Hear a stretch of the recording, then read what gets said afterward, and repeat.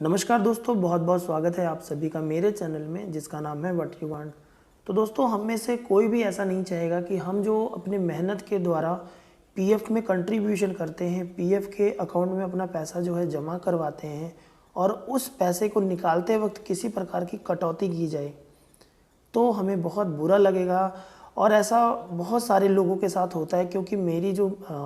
Last videos हैं उनमें लोगों के ऐसे कमेंट्स आए हुए हैं और मैंने इस टॉपिक के ऊपर एक वीडियो भी बनाई हुई है कि पीएफ का पैसा हम जब क्लेम करते हैं तब वो कुछ और होता है, लेकिन जब हमारे अकाउंट में जो पैसा आता है वो बहुत कम आता है जितना कि हमने क्लेम किया होता था उसके अकॉर्डिंग।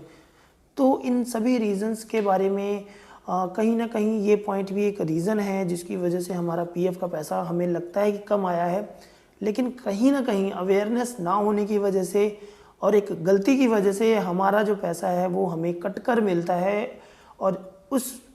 चीज़ के बारे में हमें बिल्कुल भी नॉलेज नहीं होती कि हमारा पैसा कटा क्यों है। तो चलिए दोस्तों, वीडियो को शुरू करते हैं आज और आपको बताते हैं कि पीएफ के ऊपर जो टीडीएस की कटौती होती है उसका क्या सिनेरियो है और किस किस रूल्स के अगेंस्ट और इसका क्या नियम है। पीएफ के ऊपर टीडीएस कब काटा जाता है और कितना काटा जाता है और क्यों काटा जाता है, आज की वीडियो में हम उसी के ऊपर बात करेंगे। तो चलिए दोस्तों, वीडियो को शुरू करते हैं। और आप सभी से रिक्वेस्ट है कि अगर अभी तक आप लोगों ने इस चैनल को सब्सक्राइब नहीं किया है तो सब्सक्राइब के बटन पर क्लिक करके चैनल को सब्सक्राइब करना बिल्कुल ना भूलिए। तो चलिए वीडियो को आगे लेके चलते हैं और लेके चलते हैं एक टैक्स के टेबल के ऊपर जिसके माध्यम से मैं आपको समझाने की कोशिश करूंगा और उम्मीद करूंगा कि आपको इसके बारे में पूरी जानकारी मिल जाएगी। तो दोस्तों, इस चार्ट के माध्यम से मैं आपको समझाने की कोशिश करूंगा कि किन किन कंडीशन में आपका जो टीडीएस है वो एप्लीकेबल है और कौन कौन सी कंडीशन में आपको टीडीएस नहीं देना पड़ेगा, मतलब कि आपके पीएफ के पैसे के ऊपर किसी भी प्रकार की टीडीएस की कटौती नहीं की जाएगी। तो सबसे पहला जो पॉइंट आता है कि अगर आपके पीएफ का जो विड्रॉल अमाउंट है, अगर आप अपने पीएफ का पैसा निकाल रहे हैं और वो अमाउंट 50,000 या 50,000 रुपये से कम है तो आपको कोई भी टीडीएस नहीं देना पड़ेगा, मतलब आपके पीएफ के विड्रॉल पर किसी भी प्रकार का टीडीएस डिडक्ट नहीं किया जाएगा। और दूसरी जो कंडीशन आती है कि अगर आपके पीएफ का अमाउंट मोर देन 50,000 मतलब कि 50,000 से ऊपर है और आपकी जो सर्विस है वो 5 साल हो चुकी है, मतलब अगर आप अपनी सर्विस के 5 साल के बाद अपना पीएफ का पैसा निकालते हैं और उसकी अमाउंट अगर 50,000 से ऊपर है तो ऐसी कंडीशन में भी आपको कोई भी टीडीएस नहीं पे करना पड़ेगा, मतलब कि आपके विड्रॉ के ऊपर किसी भी प्रकार का टीडीएस डिडक्ट नहीं किया जाएगा।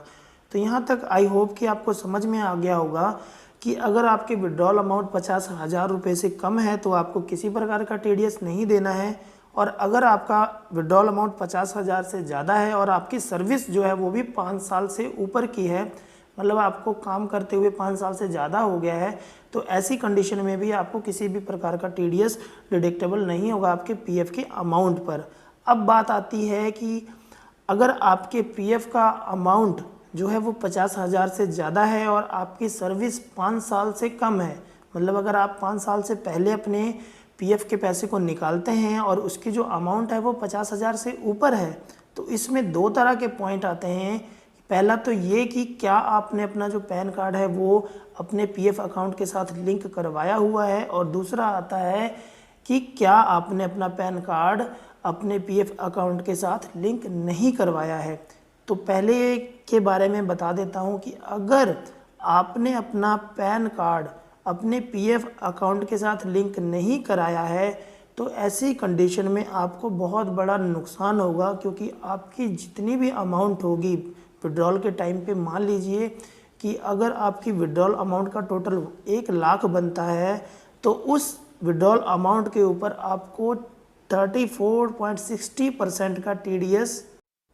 आपके पीएफ अकाउंट से काट लिया जाएगा। कहने का मतलब ये है कि मान लीजिए अगर आपने 1 लाख रुपया पीएफ डिपार्टमेंट से विड्रॉ करना था, उसमें से 34.60% जो है आपका टीडीएस कट गया, मतलब कि 34,600 रुपये आपके टीडीएस के रूप में काट लिए जाएंगे और बैलेंस अमाउंट जो बचेगा मतलब 66,000 रुपया आपके अकाउंट में ट्रांसफ़र कर दिया जाएगा, जो कि अपने आप में एक बहुत बड़ा नुकसान है। तो मैं आप सभी से यही रिक्वेस्ट करूंगा कि आप जो अपना पैन कार्ड है वो ज़रूर से ज़रूर लिंक करवा दीजिए अपने पीएफ अकाउंट के साथ। अब बात करते हैं कि अगर आपने अपना पैन कार्ड सबमिट किया हुआ है तो ऐसी कंडीशन में भी आपका टीडीएस कटता है, लेकिन इस टीडीएस को बचाने का भी एक तरीका है, वो मैं आपको बताऊंगा कि अगर आपने अपना पैन कार्ड सबमिट किया हुआ है अपने पीएफ अकाउंट के साथ लिंक करवाया हुआ है और आपकी जो सर्विस है वो 5 साल से कम है और जो पीएफ का विड्रॉल अमाउंट है वो 50,000 से ज़्यादा है, तो ऐसी कंडीशन में आपको क्या करना है कि अगर तो आपकी एज 60 साल से ऊपर है तो आप 15G, और अगर 60 साल से कम की उम्र है और आप एक टैक्स पेयर नहीं है, मतलब आप टैक्स की किसी स्लैब में नहीं आते हैं, तो आप 15H जो है वो सबमिट कर सकते हैं और ऐसा करने पर आपको कोई भी टीडीएस नहीं देना पड़ेगा आपके विड्रॉल अमाउंट पर। और सेकंड कंडीशन आती है कि अगर आपने इन दोनों में से कोई भी फॉर्म सबमिट नहीं किया है तो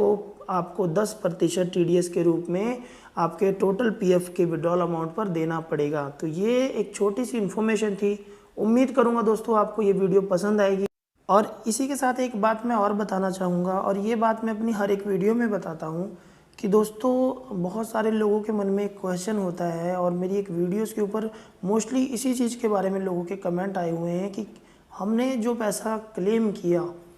उससे पैसा हमारा कम क्यों आया। तो दोस्तों सबसे बड़ा रीज़न, तो पहला रीज़न मैंने आपको बता ही दिया है कि अगर आपने अपना पैन कार्ड सबमिट नहीं किया है तो आपको बहुत बड़ा नुकसान होने वाला है, जो कि बहुत सारे लोगों को नहीं पता है और वो बिना पैन कार्ड लिंक करवाए हुए अपना पीएफ का पैसा है जो वो विड्रॉ की रिक्वेस्ट डाल देते हैं, और जब उनको वो पैसा कट कर मिलता है, टीडीएस कट कर मिलता है, तब उनको लगता है कि उनका पैसा बहुत ज़्यादा काट लिया गया